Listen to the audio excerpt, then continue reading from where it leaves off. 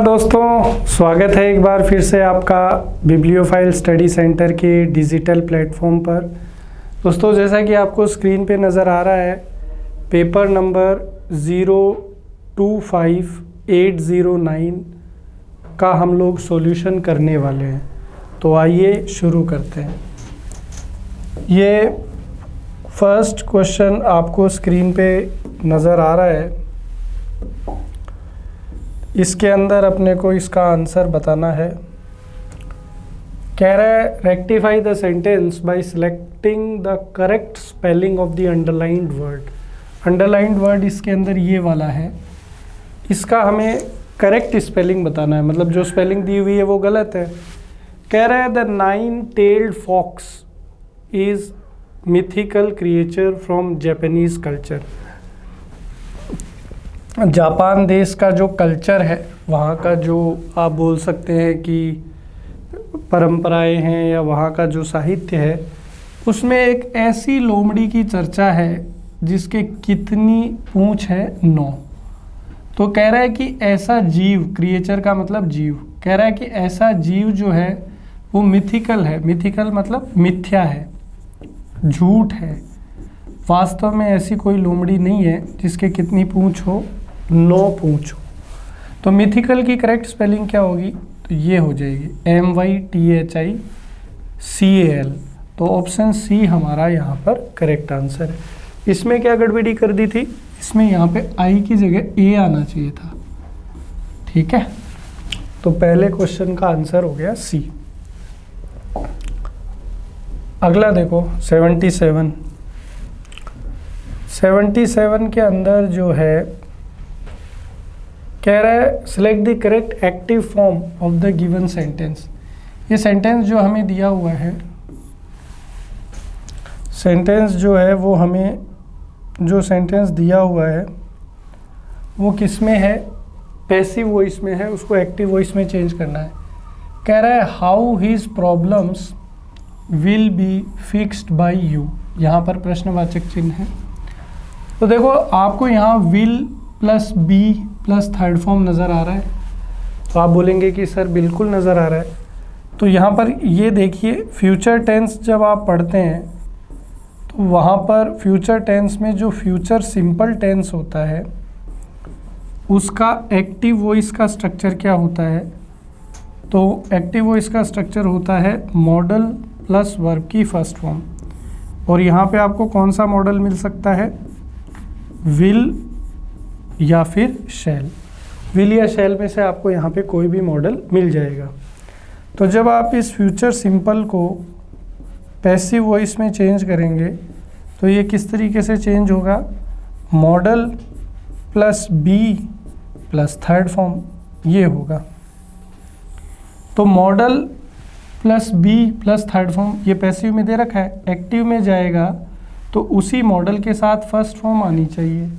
तो देखिए, विल के साथ कहाँ फर्स्ट फॉर्म है, वही आपका आंसर होगा। तो आपको यहाँ आर मिल गया, ये चला गया। इसमें तो विल है ही नहीं, इसमें विल है क्या? नहीं है। तो आपका आंसर जो है सीधा सीधा क्या हो गया? Option C. How will you fix his problems. Simple है एकदम। चलिए आगे चलते हैं। अगला कह रहा है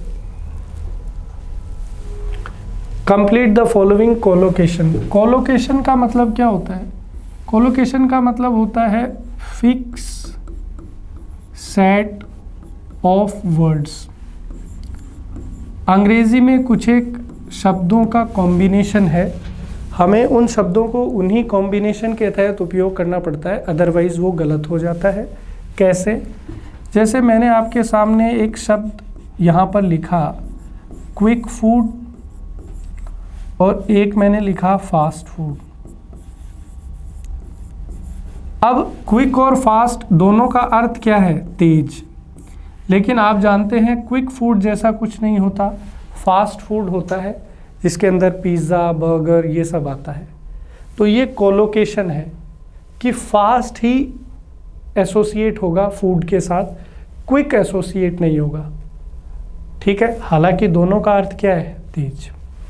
तो अब कह रहा है कि it is easier to make a promise. कि वादा करना जो है वो आसान है, देन टू डैश से प्रॉमिस, वादा निभाने से। ठीक है, वादे आप बहुत सारे करेंगे, अभी प्रॉमिस डे आने वाला है, वैलेंटाइन वीक, लेकिन वादा करना और वादा निभाना दोनों में दिन रात का फ़र्क है। अब जो इसको अर्थ के अनुसार करेगा, आपके अंदर जो प्रॉब्लम है वो क्या है, ट्रांसलेशन वाली है ना, आप अंग्रेज़ी की हिंदी करते हैं और वो हिंदी आपकी जो है फिर मार्क्स में बिंदी कर देती है। दोस्तों यहाँ मेंटेन, आपके अंदर से हृदय से आवाज़ आएगी कि मेंटेन लगाओ, कि भाई it is easier to make a promise, कि वादा करना आसान है लेकिन उसको निभाना, मेंटेन बनाए रखना, ठीक है। लेकिन इसमें मेंटेन नहीं होगा, कोलोकेशन के अनुसार क्या होगा, keep a promise. Keep a promise का अर्थ होता है वादा निभाना। तो वादा करना मुश्किल नहीं है, निभाना मुश्किल है, ठीक है। तो आप करेंगे मेरे से वादा कि इस बार आप लेंगे सिलेक्शन, तो आप बोलेंगे कि सर वादा करना आसान है लेकिन निभाना मुश्किल।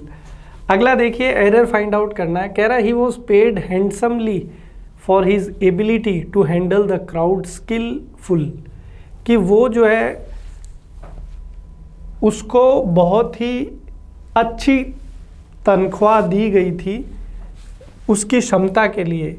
किस क्षमता के लिए, कि उसने जो भीड़ है उसको बहुत ही कुशलतापूर्वक जो है मैनेज किया, उसके अंदर वो स्किल थी। तो यहाँ पर हैंडल करने के लिए बात हो रही है। अब हैंडल करना मतलब किसी को टॉलरेट करना, किसी को झेलना। अब वर्ब की विशेषता बतानी है।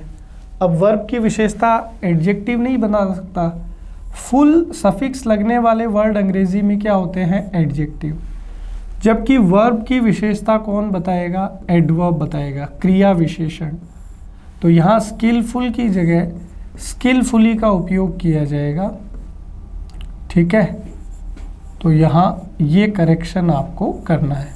तो सेंटेंस के कौन से पार्ट में एरर हो गया, पार्ट सी में एरर हो गया, स्किलफुली ये वाला यहाँ पर आएगा। इसका मतलब क्या है कि उसने कुशलता से हैंडल किया क्राउड को। वर्ब की विशेषता बतानी थी, वर्ब की विशेषता कौन बताएगा, एडवर्ब। अगला देखो, पैसिव फॉर्म बताना है, एक्टिव वॉइस में दिया हुआ है। अभी तो किया था हमने, सेम ही तो है, मॉडल के साथ वर्ब की फर्स्ट फॉर्म है। तो जब पैसिव में जाएंगे तो जो मॉडल है वो एज इट इज़ आ जाएगा, फिर उसके बाद में यहाँ बी आएगा और उसके बाद में यहाँ वर्ब की कौन सी फॉर्म आ जाएगी, थर्ड फॉर्म आ जाएगी। तो modal plus be plus third form, option B, ठीक है। चलिए, हमें इस शब्द के लिए एक और वर्ड देखना है कि कौन सा इसका पर्यायवाची हो सकता है। देखिए, परफेक्शनिस्ट का मतलब होता है जो आदमी बिल्कुल, क्या बोल सकते हैं अपन, कि एकदम ठीक है, सटीक है, जिसमें कोई कमी नहीं है, उसको हम लोग बोलते हैं परफेक्शनिस्ट। आमिर खान के लिए ये काफ़ी यूज़ किया जाता है, फिल्म एक्टर है ना आमिर खान, उसके लिए बोला जाता है कि आमिर खान क्या है, परफेक्शनिस्ट है, ज़बरदस्त एक्टर है, उसकी एक्टिंग में कोई कमी नहीं है। तो कौन सा ऐसा वर्ड है जो इसका सेम मीनिंग कन्वे करता है, तो वो है आपका मेटिकुलस। मेटिकुलस का भी मतलब होता है कि जो अपने काम को बहुत ही शिद्दत से, मेहनत से करता है, परफेक्शन से करता है और जिसके काम में कोई कमी नहीं है। ऑप्टिमिस्ट का मतलब होता है आशावादी, एक ऐसा व्यक्ति जो उम्मीद पे जिंदा है और उसे आशा है कि उसके जीवन में सब कुछ ठीक होगा एक दिन, वो होता है ऑप्टिमिस्ट। और इसके परे वे लोग जो ऐसे सोचते हैं कि नहीं, हमारा कुछ नहीं हो सकता, हमारा सिलेक्शन नहीं होगा, पता नहीं जीवन में कुछ अच्छा होगा भी नहीं, जो नेगेटिव सोचते हैं, निराशावादी, उनको हम लोग बोलते हैं पेसिमिस्ट। अब यहाँ वर्ड देखिए, ओमनीसिएंट। देखिए, ओमनीसिएंट का मतलब होता है सर्वज्ञानी, और सर्वज्ञानी कौन है? ईश्वर। तो 3 शब्द ईश्वर के लिए प्रचलित है, सर्वशक्तिशाली, सर्वज्ञानी और जो सर्वत्र विद्यमान है। तो एक तो सर्वज्ञानी हो गया, एक होता है ओमनी प्रेजेंट, सर्व विद्यमान जो हर जगह मौजूद है, ये भी ईश्वर के लिए है। और एक है ओमनी पोटेंट, सर्वशक्तिशाली, ये भी किसके लिए है? ईश्वर। यहाँ पर आप तीनों शब्दों में देखेंगे तो आपको एक वर्ड मिलेगा ओमनी। तो ये ओमनी जो है रूट वर्ड है, ओमनी जो है ये रूट वर्ड है। इसका मतलब होता है ऑल, मतलब सब, कंप्लीट। इसलिए सर्वज्ञानी, सर्व विद्यमान, सर्वशक्तिशाली। एम्बीडेक्स्ट्रस, एम्बीडेक्स्ट्रस वो होता है one who can use both hands to write. ऐसा व्यक्ति जो दोनों हाथों का इस्तेमाल कर सकता है लिखने के लिए। आपने फिल्म देखी होगी 3 इडियट्स, देखी होगी। 3 इडियट्स में एक कैरेक्टर था वायरस, जिसको वो लोग बोलते थे, जो कि प्रिंसिपल था उस कॉलेज का। तो वायरस जो था वो क्या था? एम्बीडेक्स्ट्रस था, क्योंकि वो दोनों हाथों से लिखने में संभव था। ठीक है, चलिए आगे चलते हैं। ये पैराजंबल का क्वेश्चन आ गया। तो पैराजंबल की ट्रिक आपको पता ही है कि भी प्रॉपर नाउन से शुरू करते हैं। तो ढूंढिए कहाँ है प्रॉपर नाउन, तो ये रहा प्रॉपर नाउन। ठीक है, तो डी से शुरुआत करेंगे इसकी कि a man who is aimless will never achieve success in life. कि एक ऐसा व्यक्ति जो लक्ष्यहीन है वो कभी भी अचीव नहीं करेगा सक्सेस अपने जीवन में। तो डी से शुरुआत 2 जगह है। फिर C, in life it is critical to have a workable objective और गोल। और बी में कह रहा है एट सम पॉइंट, तो बी में तो उससे पहले कोई बात होगी, तो डी तो आंसर नहीं हो सकता। और सी कह रहा है in life it is critical to have a workable objective और गोल, ये बात ठीक है। फिर ए में कह रहा है certain aim will infuse one's life with new meaning, ठीक बात है। और at some point at aimless person, तो ये लास्ट वाली जो लाइन है ये थोड़ी कॉन्ट्राडिक्टरी हो गई यहाँ पर। तो इसलिए डी वाला जो अपन सोच रहे थे वो तो संभव नहीं है। तो कहाँ से शुरुआत हो सकती है? यहाँ से करके देखते हैं कि एक certain aim will infuse one's life with new meaning, कि अगर आपके जीवन में कोई लक्ष्य आ जाता है तो आप जो है आपके जीवन को एक नया अर्थ मिल जाता है। फिर डी आ जाएगा कि अगर व्यक्ति एमलेस है, लक्ष्यहीन है, तो उसे जीवन में कभी सफलता नहीं मिलेगी। फिर सी होगा कि जीवन में एक लक्ष्य होना बेहद ज़रूरी है। और लास्ट में बी आ जाएगा, किसी क्षण अगर जो लक्ष्यहीन व्यक्ति होता है उसके जो गोल होते हैं वो हमेशा अनफुलफिल्ड रहते हैं, भरते, उसके जीवन में कभी भी शांति नहीं आती है। तो यहाँ ऑप्शन सी जो है वो अपना ठीक हो जाएगा। अगला देखिए 83, इस अंडरलाइंड वर्ड जो है इसका हमें सिनोनिम बताना है, पर्यायवाची।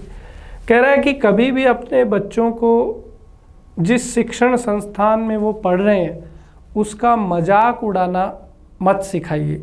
कि जिस गुरु के पास वे पढ़ रहे हैं, जिस कोचिंग में जा रहे हैं या जिस स्कूल में जा रहे हैं, जिस कॉलेज में जा रहे हैं, कभी भी आप अपने बच्चों को उसका मजाक उड़ाना ना सिखाइए। तो फ्लॉट मजाक उड़ाना है, तो मजाक उड़ाने के लिए वर्ड हो जाएगा मॉक, क्योंकि मॉक का भी मतलब क्या होता है? मजाक उड़ाना। तो ये हमारा आंसर हो गया। फ्लॉट का सिनोनिम है। रेवर का मतलब होता है टू रेस्पेक्ट, हिंदी में अपन बोल देंगे सम्मान करना। हिंदी में अपन क्या बोल देंगे? सम्मान करना।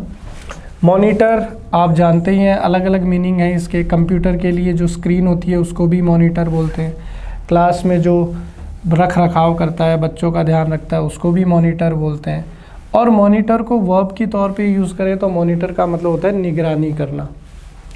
डाइवल्ज का मतलब होता है किसी चीज़ का जो है अलग अलग दिशा में बट जाना। तो डी ठीक है। आगे देखिए, अंडरलाइन सेगमेंट को चेक करना है कि क्या ये सही है, अगर नहीं सही है तो कौन सा उचित होगा। कह रहा है the yellow dress purchased by you is not much different than the one I have brought. कह रहा है कि जो पीले कलर की ड्रेस तुमने खरीदी है वो ज़्यादा अलग नहीं है उससे जो मेरे पास है या जो मैंने खरीदी थी। डिफरेंट देन, देखिए ये प्रेपोजिशन का क्वेश्चन है, तो आपको ध्यान रखना है कि डिफरेंट के साथ हम लोग प्रेपोजिशन देन का यूज़ नहीं करते हैं, फ्रॉम का यूज़ करते हैं। तो डिफरेंट फ्रॉम कहाँ पर है, डी में है, तो डी हमारा करेक्ट आंसर हो जाएगा। तो ये होगा the yellow dress purchased by you is not much different from the one I have brought. Immune का विलोम शब्द बताना है। एंटोनिम का मतलब होता है अपोजिट। तो इम्यून का मतलब होता है कि जो बिल्कुल आप बोल सकते हैं कि खतरे से बाहर, जो खतरे से बाहर है उसके लिए हम लोग बोलते हैं इम्यून। तो जो खतरे में है, जो किस में है, खतरे में है, या फिर हम लोग बोल सकते हैं संदेह में है। जो खतरे में है या संदेह में है उसके लिए क्या आएगा, ससेप्टिबल। तो यहाँ हमारा आंसर हो जाएगा ऑप्शन ए। सिक का मतलब क्या होता है, बीमार। सिक का मतलब क्या होता है, बीमार। फ्रेजाइल का मतलब होता है कमज़ोर।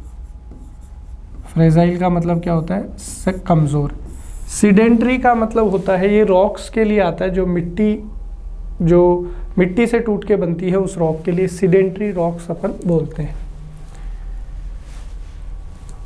कह रहा है कि चेक करिए अंडरलाइन सही है कि गलत। There are many people in the world, कि बहुत सारे लोग हैं इस विश्व में, who believe that the earth is flat, जिनका ऐसा मत है, मानना है कि पृथ्वी जो है वो गोल नहीं है, चपटी है।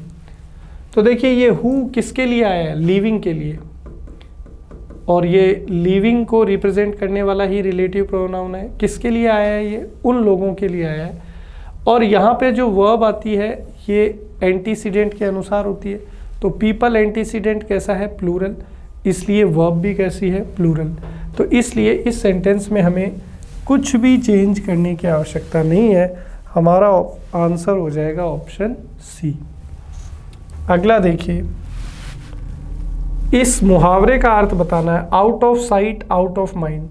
Out of sight out of mind मुहावरे का क्या अर्थ हो सकता है। कह रहा है mister Alfred has not thought of his friend since he went abroad.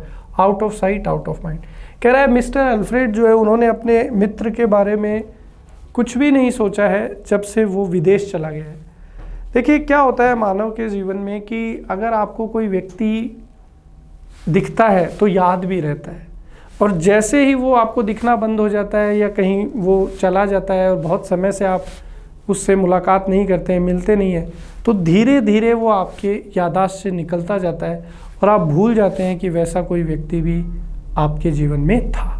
तो आउट ऑफ साइट और आउट ऑफ माइंड जो मुहावरा यहाँ पे लगा है, इसका मतलब होता है कि if you do not see someone you forget about them, कि अगर आप किसी व्यक्ति को नहीं मिलते हैं या नहीं देखते हैं तो धीरे धीरे आप उनके बारे में भूल जाते हैं। तो यहाँ सी बिल्कुल ठीक हो गया है। आगे चलते हैं। डायरेक्ट स्पीच हमें बताना है। कह रहा है we ask them who had called them, कि हमने उनसे पूछा था कि उन्हें किसने बुलाया था।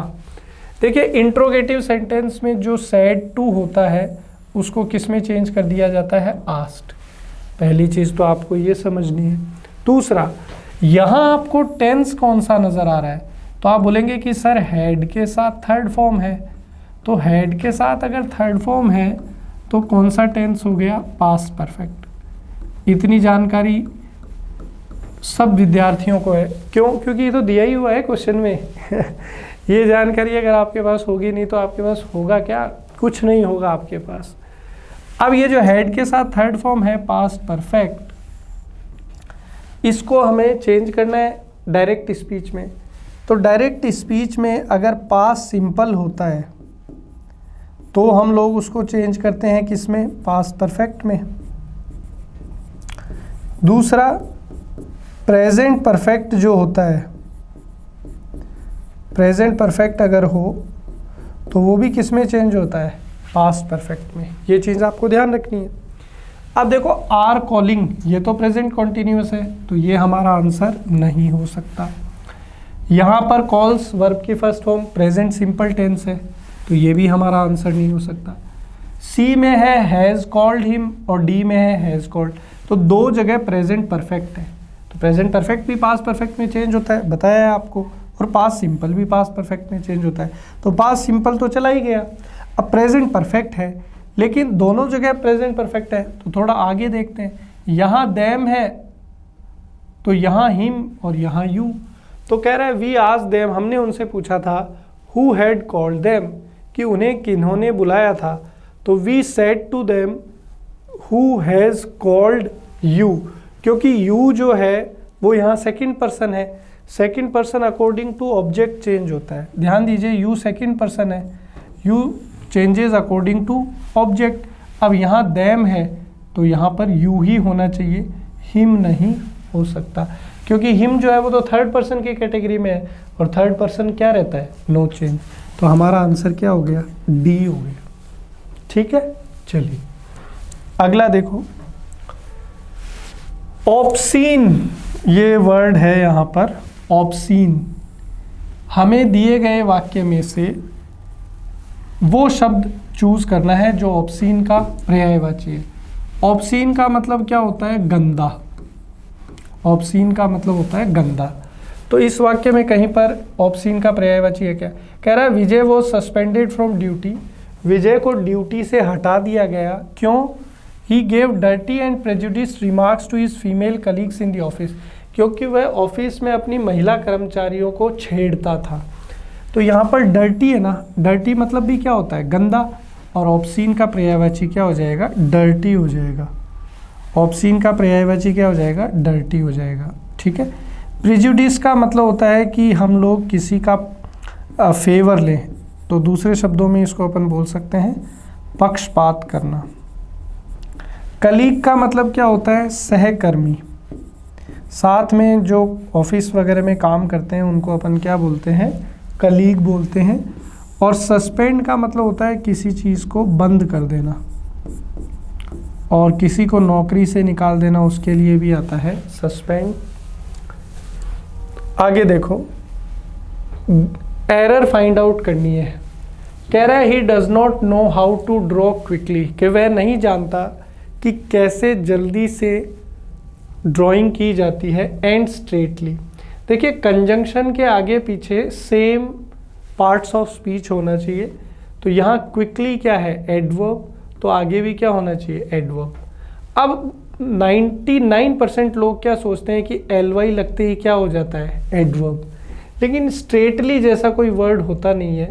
स्ट्रेट खुद ही क्या है, एडवर्ब है, तो ये एडजेक्टिव और एडवर्ब फॉर्म दोनों में क्या रहता है, सेम रहता है, इसलिए आप फंस जाते हैं। तो यहाँ स्ट्रेटली की जगह क्या होगा, स्ट्रेट। क्लास में करवाया था एडवर्ब चैप्टर जब पढ़ाया है, तो ये सारी चीज़ें हम लोग डिस्कस कर चुके हैं।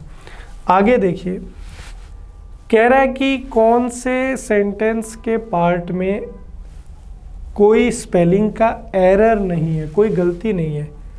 तो देखिए इसमें गलती नहीं है, नहीं इसमें है गलती, स्क्वैग की स्पेलिंग सही नहीं है, इसमें भी है, दोनों जगह सेम ही स्पेलिंग है। SQUEAKED ये बिल्कुल सही स्पेलिंग है, तो यहाँ ये आंसर ठीक हो जाएगा।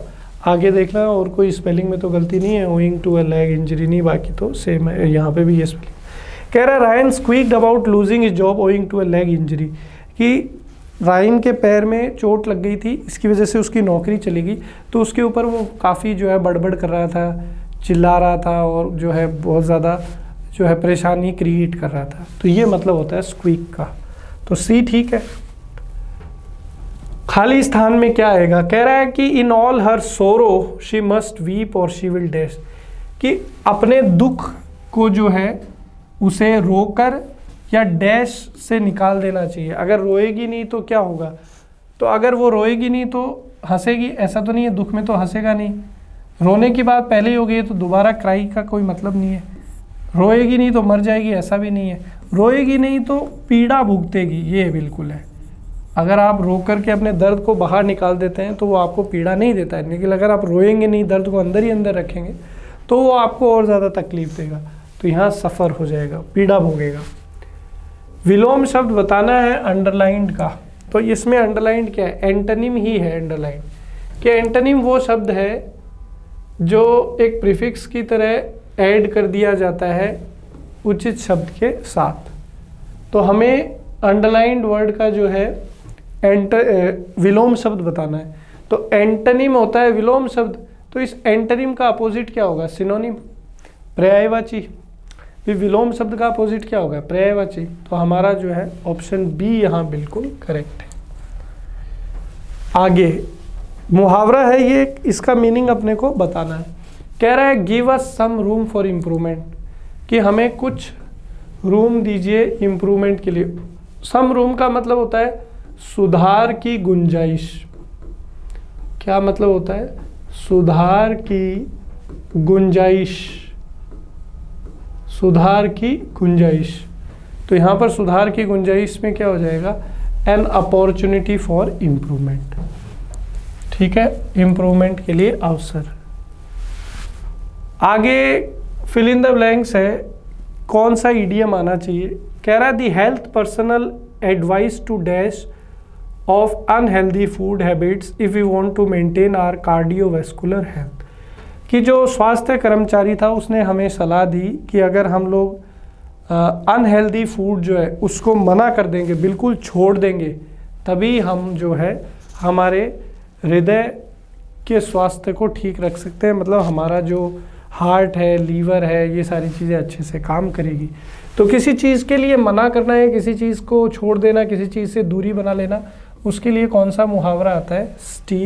Steer clear. स्टीयर क्लियर का मतलब होता है किसी चीज़ को छोड़ देना।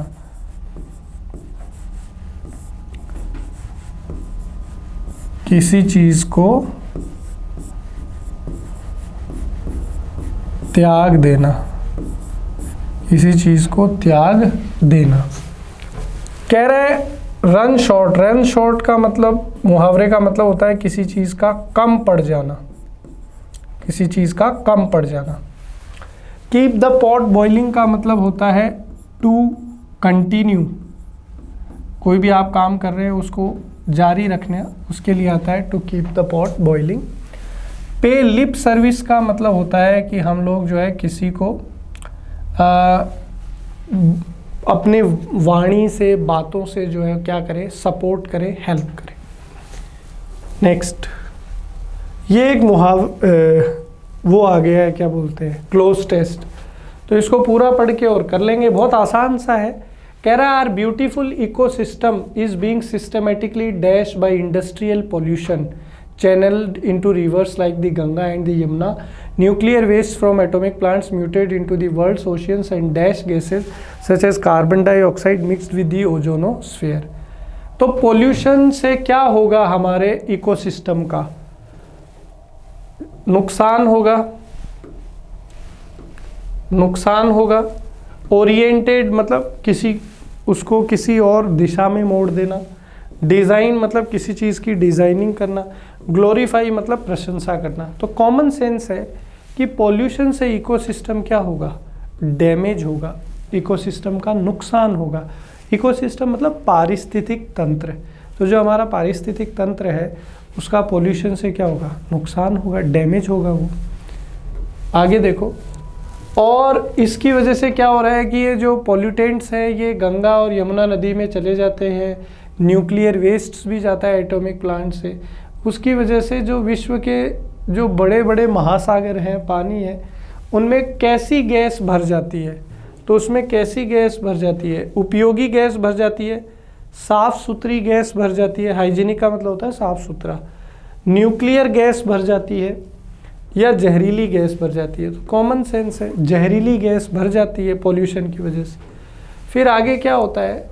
इसके अलावा tropical rain forest and green pastures are disappearing dash the pressure.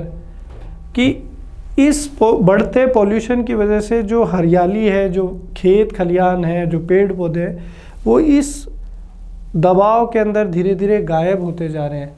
तो डिसअपियरिंग अंडर द प्रेशर, क्योंकि भी किसी चीज़ के प्रेशर के अंदर वो है, धीरे धीरे जो है ये चीज़ें ख़त्म होती जा रही है। Dams are being dash over the rivers. भाई बहुत ही आसान है, इससे आसान तो क्या होगा, बांध बनाए जाते हैं रिवर पर। तो बनाने को क्या बोलेंगे, बनाने को क्या बोलेंगे? वैलिडेट का मतलब होता है किसी चीज़ को सत्यापित करना, डिटेक्ट मतलब किसी चीज़ का पता लगा लेना, एसोसिएटेड मतलब किसी चीज़ को जोड़ लेना। तो बांध जो है वो बिल्ड किए जाएंगे। बिल्ड जो वर्ब है इसका थर्ड फॉर्म है कि बांध जो है वो नदियों पे बनाए जाते हैं। इसकी वजह से भी जो है काफ़ी दिक्कतें आती हैं और जो प्रकृति का जो संतुलन है वो बिगड़ता है। And to change these things, and sloping mountain terrain is being converted into many oceans to supply electricity to the ever-starving industrial stomach of our age. Elephants, tigers, the wild rhinos of South Africa and many other forest creatures have become dash species.